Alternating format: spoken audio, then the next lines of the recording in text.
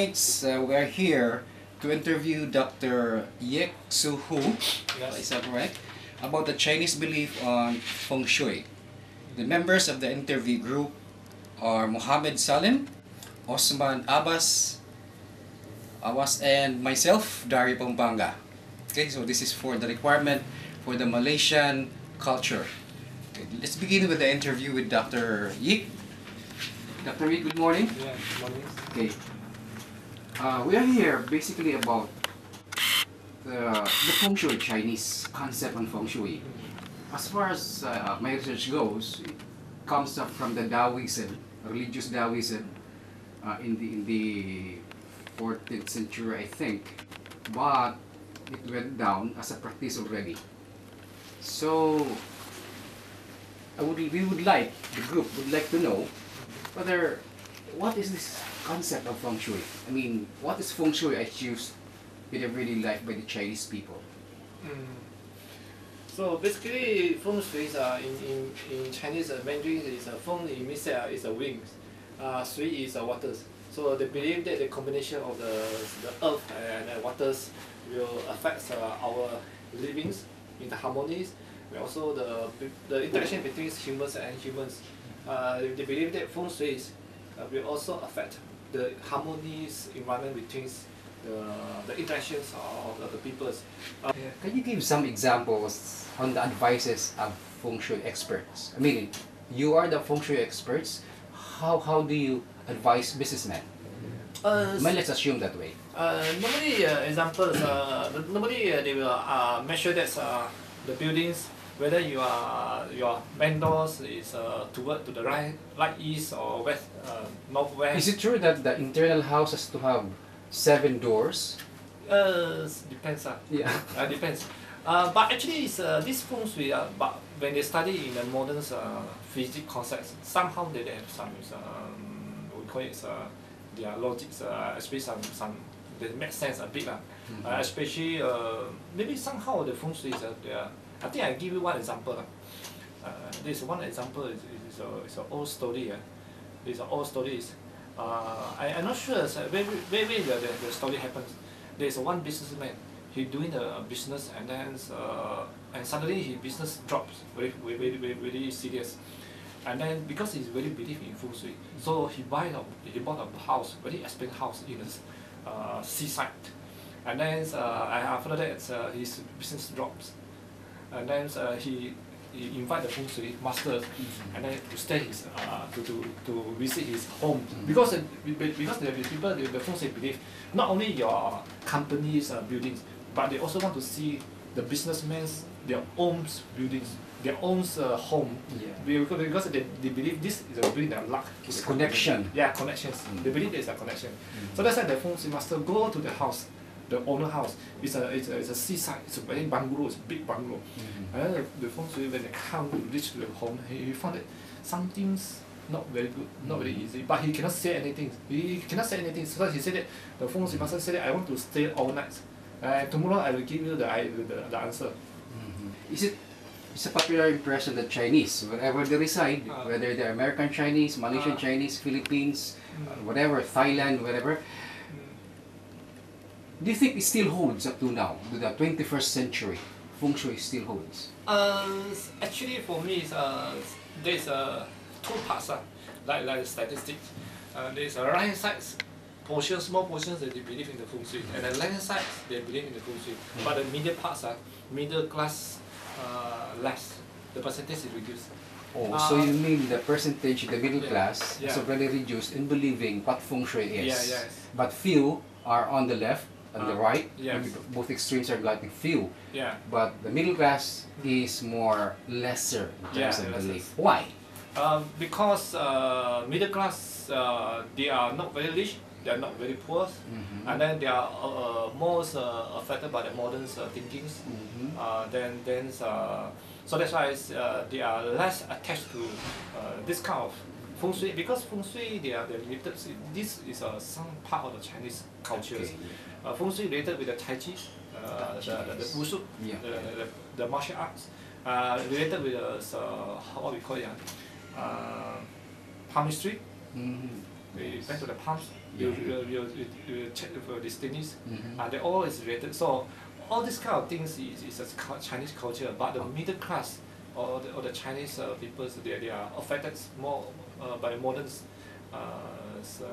civilization. Okay. But for the right side parts, for the force rich tycoons, that one's because they still believe in these people. So basically, what your topic now is that anywhere they go, they still practice the Chinese Feng Shui, although there's an English translation already. Yeah. But we would like to know also that do you think that Feng Shui will continue to be observed by Chinese, especially for those young people with half Chinese blood and maybe Chinese Malaysian? Yes. Yeah. Yes, as long as but some part will change, but I believe that especially for certain occasions they still believe they still adopt and apply, especially like weddings, especially like set up the business. Buildings, construction. Yeah. Especially all the businessmen, the rich men, they believe in Feng Shui because there's no harm.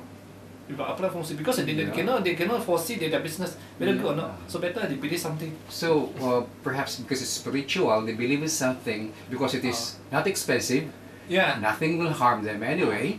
Yeah. So they continue believing on this. But it's in the old side. I mean, the old businessmen or the old people. Especially we go to the Chinese company, small company, we found that in their main drawer they will put something drawing. Yes. All this one actually is based on the Feng Shui. There are signs even on doors. Yeah.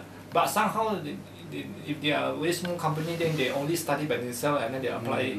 Maybe sometimes they get this information from the relative about the Feng Shui. But for those very rich people, then they will invite.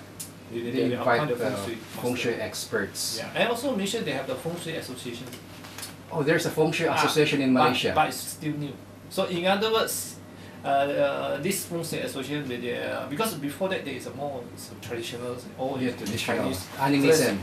So that's why they slowly they convert. It means that they explain in the Chinese English. Their websites, their Feng Shui association, the website, and they register under the government's agencies. So there's a one way to modernize. So you're looking that perhaps Feng Shui practice in this house. Yeah. So it seems that Feng Shui is more of a spiritual thing than a religious thing. Yes, actually, even the Christianity, they're also not very opposed to the Feng Shui. Yes, true. Yeah. Because they are not talking about the God. Correct. Yeah. They are talking about the spiritual, the feelings. Yeah. They are talking about the destinies, their futures. Your futures, they believe that you can change your futures. Yeah. But is Feng Shui now still prevalent in the Malaysian culture? I mean, Chinese Malaysians. Yeah. Especially when there's weddings. Oh, on weddings. Yeah. They are talking about the Feng Shui. So Malaysian Chinese still practice Feng Shui and weddings. Actually, as long as when they are talking about Feng Shui, they are not very costly. And they are not many problems, and then they will apply. How much do you pay with the Feng Shui expert? Oh no. We are normal citizens. We didn't pay lah. Unless they are businessmen. They are businessmen, and then they will invite the Feng Shui master, and then they will pay them. How about the new generation of the Chinese Malaysian? Do they still believe in Feng Shui? They some believe, but they will study the English version Feng Shui. They will practice. Okay. Doctor, one last question perhaps, if you may. You are a nanotechnology PhD. I mean, you're a doctor in technology, meaning it's a high technology precisely in the 21st century. And here comes Feng Shui, a traditional belief way back in the Taoism time of Chinese history. How would you now come up with, is there a meeting between this technology and the Feng Shui? There's a. But depend on the peoples. Some peoples, when they buy some foods, if the food's color is not very attractive, then he not have appetite to eat the foods, to enjoy the food. But some people they buy some foods, wow, very attractive, the colorful, and then he feel some excitement, and then he want to enjoy the food. Actually, that is a Feng Shui because why? The colors will changing the harmony between the peoples and the environments. Yeah. But some people strongly affected by Feng Shui. Some people absolutely didn't affected by Feng Shui. But there's a limit, left limit and right limit. But as in the middle class, some people there's a influence, mutual influence between environments and the people. So actually there is a Feng Shui. Feng Shui is environments, the geometries, and the people. How they affect each other. So that's why some buildings they have the colors, some structures, some symbols, and then they believe that this one will affect our emotions. Yeah. Actually, that one is a scientific point of Feng Shui. Okay. So, in your own opinion, will you still continue to use Feng Shui in the near future? Oh, but actually, for my points of views, I only just apply a few. I just understand the concept, and then some concept I think that is good, then I will apply. That I believe. Some concept I think that's is questionable, then I didn't apply. Because Chinese culture, there are many, including the Tai Chi, Qi Gong, all this. That one is more high impact compared to the Feng Shui. So you're more selective. Selective. Yeah. Selective. Selective application. Yeah. Okay, thank you so much, Doctor. I think we have made a while ago, and then we have made a good impression about what Feng Shui is, so that our foreign students, foreign classmates also, will also know what Feng Shui is, because for them it is really a foreign idea from the Orient, from the East. So somehow, we would like to thank you, Dr. Yeak Sui Hee, on his giving us an interview with the Feng Shui. So thank you so much, Doctor. Yeah. Okay, thank you.